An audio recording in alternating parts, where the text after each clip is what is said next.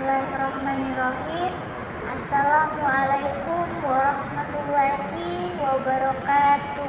Waalaikumsalam warahmatullahi wabarakatuh. Alhamdulillahirabbil alamin. Wassalatu wassalamu ala asrofil anbiya'i wal mursalin sayyidina wa maulana Muhammadin wa ala alihi wa sahbihi ajma'in, amma ba'd. Pertama-tama marilah kita panjatkan puja dan puji syukur atas kehadirat Allah Subhanahu wa taala yang mana telah menciptakan kita dari tanah sehingga kita bisa hidup di dunia ini. Yang kedua, tidak lupa kita panjatkan salawat serta salam kepada Nabi besar kita Muhammad SAW yang telah membawa kita dari zaman kegelapan menuju zaman yang terang benderang seperti sekarang ini. Alhamdulillah kita masih bisa berkumpul di tempat yang suci ini dalam rangka mendengarkan sebuah ceramah singkat dalam keadaan sehat walafiat, dalam keadaan berbahagia, dalam keadaan yang bugar. Akan tetapi karena sekarang masih kondisi COVID-19, kita tetap mematuhi protokol kesehatan dengan cara berjaga jarak seperti ini. Baiklah, ada pepatah mengatakan bahwasanya tidak kenal maka tidak sayang. Jadi perkenalkan, izinkan saya memperkenalkan diri.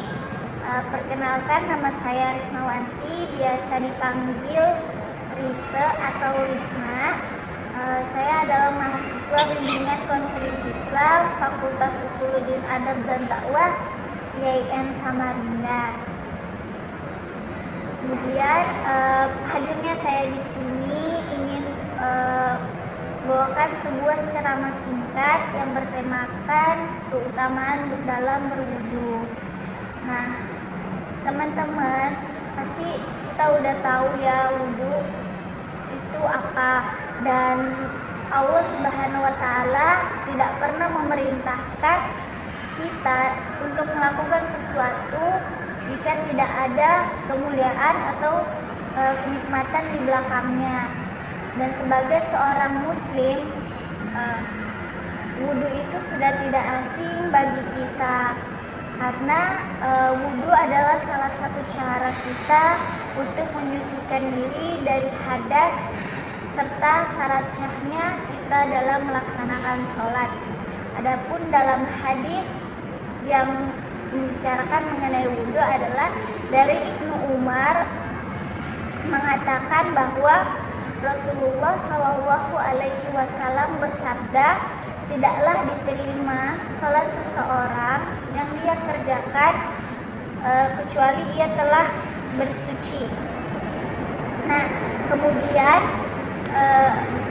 wudu juga salah satu cara yang dapat digunakan untuk meredam amarah ketika kita jengkel, ketika kita emosi, ketika kita lagi kesal oleh seseorang.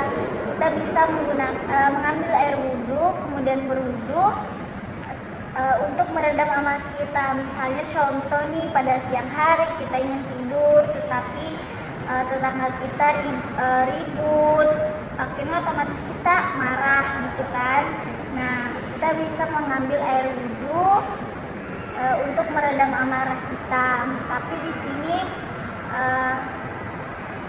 Risma pengen sharing aja sih ke teman-teman bahwasanya wudu itu memiliki keutamaan. Sebenarnya banyak sekali keutamaan di dalam wudu, tetapi di sini Risma pengen sharing 4 saja gitu. 4 saja mengenai keutamaan dari wudu itu. Nah, yang pertama itu keutamaannya yaitu seseorang yang berwudu akan diangkat derajatnya oleh Allah Subhanahu wa taala, yang mana Rasulullah Shallallahu Alaihi Wasallam bersabda,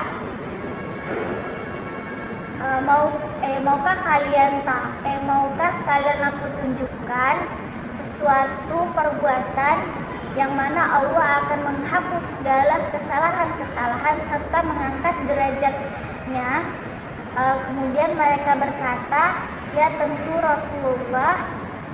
Terus Rasulullah Shallallahu Alaihi Wasallam bersabda lagi, menyempurnakan wudhu, hadis riwayat Muslim.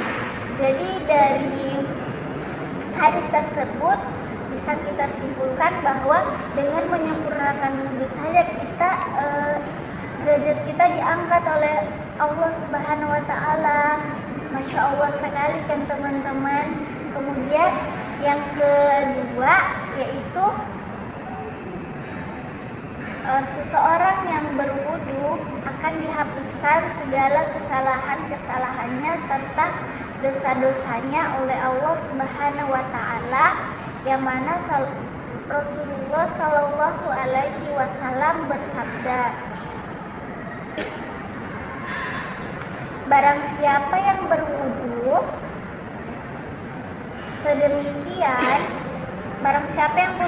sedemikian, maka diampunkan dosa-dosanya serta sholatnya dan jalannya ke masjid adalah sunnah hukumnya, hadis riwayat Muslim. Adapun seorang muslim yang berwudu, ketika dia mengambil air wudu, mengusapkannya ke muka, maka keluarlah dosa-dosanya dari wajahnya bersama dengan air yang dibasuh ke mukanya. Serta ketika ia membasuh tangannya dengan air wudu, maka keluar pula dosa-dosa yang pernah ia perbuat dari tangannya bersama dengan air yang ia basuhkan ke tangannya. Dan begitu pula ia membasuh kedua kakinya dengan air wudu, maka keluarlah dosa-dosa yang pernah dijalankan oleh kedua kakinya ini. Maka ketika ia selesai berwudu, maka keluarlah ia dalam keadaan suci atau tanpa dosa, hadis riwayat Muslim.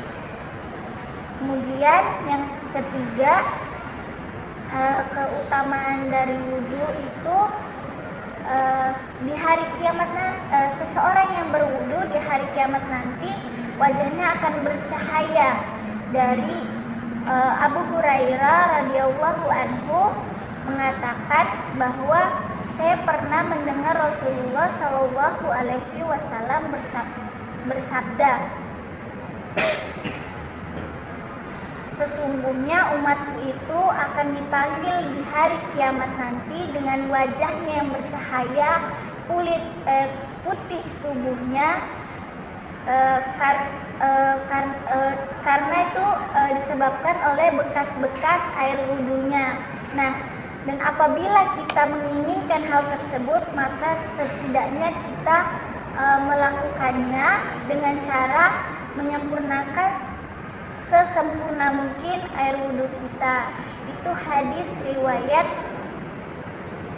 al-muttafaqun alaih. Kemudian keutamaan wudhu yang terakhir yaitu ketika kita berwudhu, ketika hendak tidur, kita akan dijaga oleh malaikat, yang dimana dari Ibnu Abbas radhiyallahu anhu mengatakan bahwa Rasulullah Shallallahu Alaihi Wasallam bersabda, sesungguhnya umatku akan didampingi tidurnya dan ditemani tidurnya oleh malaikat, dan tidak akan ditinggalkan sepanjang malamnya kecuali malaikat itu berkata kepada Allah, ya Allah, ampunilah hambamu ini karena dia tidur dalam keadaan suci, hadis riwayat Tubrani. Nah, jadi teman-teman, kalau kita lihat dari keutamaan wudhu, 4 aja keutamaan wudhu yang tadi kita jelaskan, itu sudah Masya Allah sekali keutamaan wudhunya. Ketika kita berwudhu kita diangkat derajat, ketika kita berwudhu diampuni dosa-dosa kita, ketika kita berwudhu di hari kiamat nanti bercahaya muka kita, ketika kita berwudhu kita hidup kita dijaga oleh malaikat serta didoakan oleh malaikat supaya diampuni dosa-dosa kita. Masya Allah sekali, itu baru 4, belum keutamaan wudhu yang lain-lain gitu. Nah, mungkin ini sebelum saya akhiri, mungkin teman-teman pernah dengar di lingkungan teman-teman atau di dari media sosial bahwasanya ketika ada seseorang bertanya pakai skincare apa, terus seseorang yang berwajah glowing, seseorang yang berwajah putih, seseorang yang mukanya mulus berkata pakai air wudhu aja. Nah, kita bisa ngambil pelajaran dari situ bahwasanya mungkin aja kita nggak boleh seuzon, mungkin aja dia wajahnya glowing, putih, mulus, dia pakai air wudhu aja. Mungkin pas dia mengambil air wudhu itu dia meminta doa kepada Allah, ya Allah, bersama air wudhu ini saya basuh muka saya, maka ridhoilah supaya muka saya ini putih, bersih dari jerawat dan lain sebagainya.